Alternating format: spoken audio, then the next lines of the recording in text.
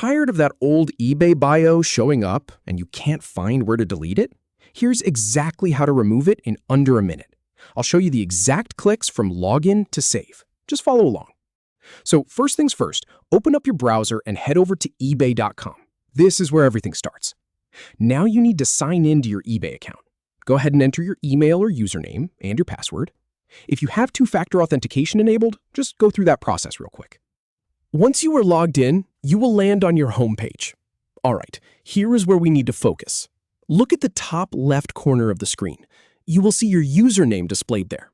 Just hover your mouse over it. Nothing will happen yet, but we are setting up our next move. Now, right next to your username, you will see a small profile picture, or a generic silhouette if you haven't uploaded one. Go ahead and click on that profile picture. A drop-down menu will appear. From that menu, you need to look on the right side for an option that says Edit Profile. Click on that. This will take you to a new page where you can update all your personal account details. And here is the really important part. Once you are on the Edit Profile page, you need to scroll down until you find the section labeled About or Bio. It is usually right in the middle of the page.